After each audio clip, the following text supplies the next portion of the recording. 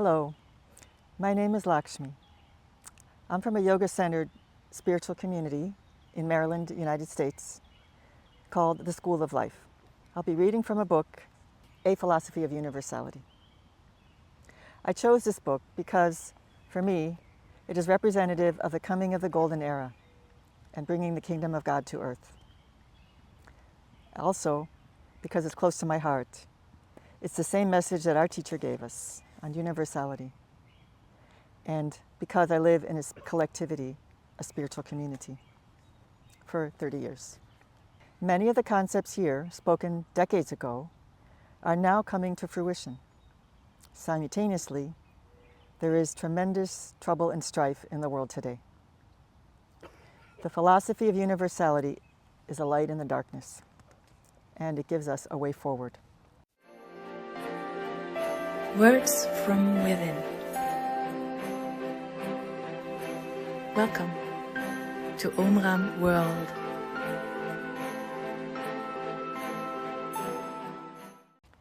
Reading from Chapter 8, Brotherhood, a Higher State of Consciousness. When we glance about us at the world, human society, and the family, we see that everything is organized with a view to satisfying human nature. And this, in reality, means our animal nature and all our most primitive instincts. All the rules and norms of society, all our criteria, even the education we give our children, are all designed to serve the prevailing mentality. Grab the biggest share for oneself, take advantage of others, to become rich, to gain the upper hand. This is why we see so much rivalry and so many conflicts and massacres today. And yet, when man was first made in the Lord's workshops, cosmic intelligence planted in him seeds that were destined to grow and blossom into qualities and virtues and sublime acts of abnegation and renunciation. From time to time, it is true, one does see these qualities in a few people, and the way they live and act leaves us in no doubt that a divine nature is manifesting itself through them. In my talks to you, I have often spoken about this all-important question of man's twofold nature, his lower animal nature, which I call the personality, and that higher divine nature, which is still dormant in each one of us, if we have never taken the trouble to awaken it, and which I call the individuality. These two natures are so closely intertwined that it is not always possible to distinguish which one is manifesting itself at a given moment. So many people are convinced that to be an anarchist and a rebel is to show oneself to be more intelligent, freer, and stronger than others. But how wrong they are. If they studied the human body, they would find that cosmic intelligence created it according to certain laws, and that these laws are also valid when transposed onto other planes. All must work together for the whole, but with human beings today, it is each one for himself. And this is why the body of humanity is sick. The advantage of collective life is that it obliges the individual human being to tune into others, and each one advances thanks to the fact that he is synchronized with the whole. And as the human collectivity tends towards harmony with a vaster collectivity, the cosmic collectivity, when a human being tries to live in harmony with others of their kind, he enters into contact with cosmic intelligence and receives its blessings. Humanity is like one great orchestra. Each individual represents an instrument, and the divine life which flows in every living creature breathes into these instruments or touches their strings. Each individual creature produces a specific note, and cosmic intelligence has tuned and harmonized all these notes so that they may form the one great symphony of the universe. Once they have decided to work for the welfare of the collectivity, they will begin to vibrate on the same wavelength as the universe. This accord will open the floodgates of heaven. Celestial energies will flow freely through the world and sustain mankind with all the most beneficial currents from the cosmos. There's nothing worse than a purely personal life, which is out of tune with the collective life of the universe, for it blocks up the channels through which cosmic energies should flow. We must get back to the original harmony created by God. If happiness and prosperity have not yet established their reign on earth, it is because humanity is still divided, everyone looking after his own interests, feeling no obligation to work for the good of the world. They remain confined to the narrow circle of their own personality. In these conditions, the kingdom of God will never be established on earth. So all those who want to live together in a fraternal community are welcome, even if they have no very special qualifications. As long as they emanate brotherly love, they are useful, for this is the element we need most. Although people may not realize it, the different countries still tend to work for separation and isolation. They have various official relations, of course, ministries of foreign affairs, the diplomatic service, organizations for international cooperation, and so on. But each country is still determined to remain separate and distinct. Each one wanting to be considered a power to be reckoned with, expects to be treated with due respect by other powers. They are not inwardly united at all. So we must continue to promote this inner fraternity.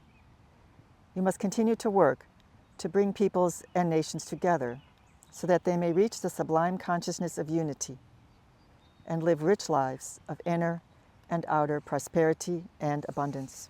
The proof that this question is still only half resolved can be seen in the fact that in spite of their fantastic material progress, human beings are still inwardly anxious and unhappy, still poor, still cold, still groping in emptiness and darkness. So mankind is going to have to move on to another stage which is still ahead of us. What prevents all people from forming the universal brotherhood, from becoming brothers and sisters? What is standing in their way? I've already told you, an illusion. They imagine that they will be much happier if they remain alone and apart, and the years go by. The ideal of the universal brotherhood is to teach human beings to work no longer exclusively for themselves, but for the whole world. It is difficult, I know. At the moment, we are almost alone in this work.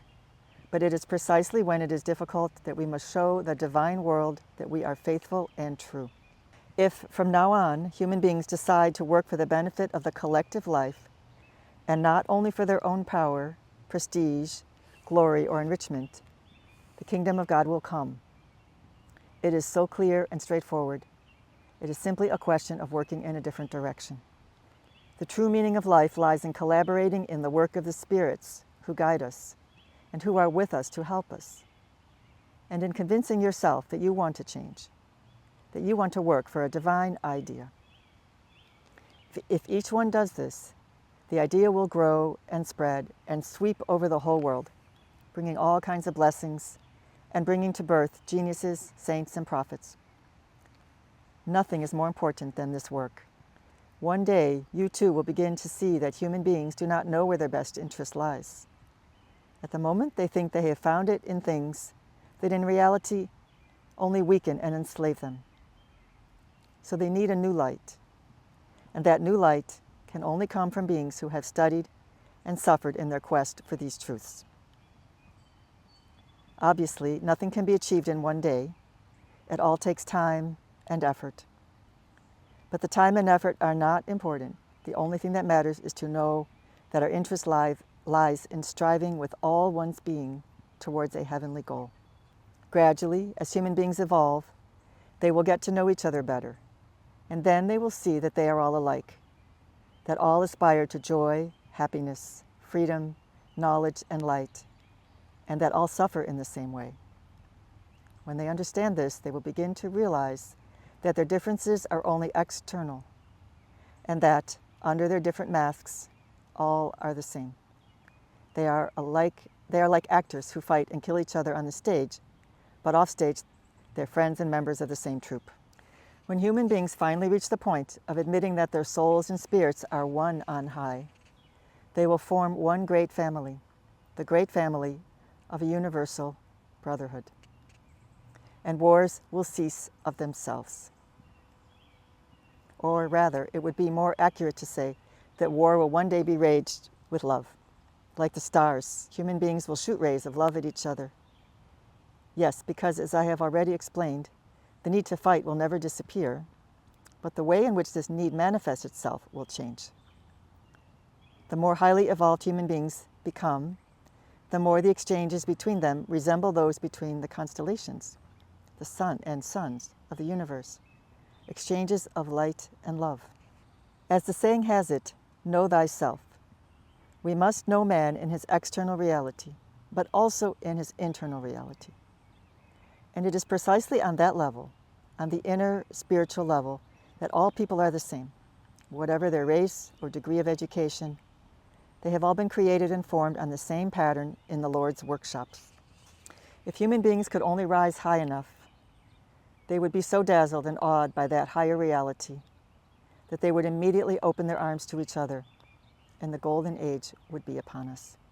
True progress, true change takes place in the mind and heart and soul, and it takes place thanks to the action of light. You must study human nature both in its baser manifestations and in its higher manifestations. As long as you know man only in his lowest nature, you are justified in saying he's a wild beast. But to go beyond that, see that there is also a divinity hidden in man, in humans. The whole question is how to bring that hidden divinity out into the open. This is where initiatic science is so necessary. And I repeat, if human beings could only rise high enough, they would be so dazzled and awed by that higher reality, they would immediately open their arms to each other, and the golden age would be upon us. Let's visualize, meditate, and work together to bring the kingdom of God to earth.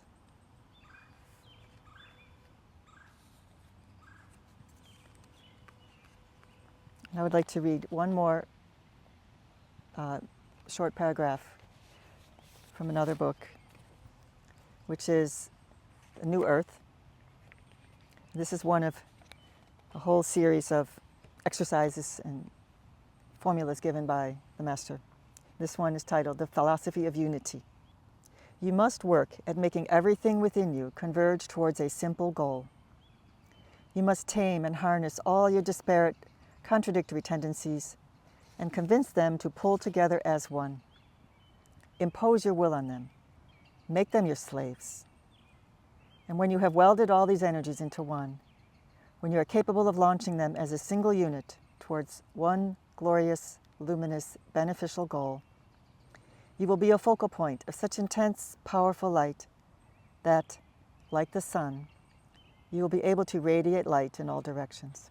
Take this idea and meditate on it at sunrise. How to unify your inner forces, how to free yourself from all that contradicts, hinders, or opposes your ideal, how to amplify all that stimulates you and spurs you irresistibly forward. In this way, night and day, new energies will flow from you and converge in the direction of your divine goal.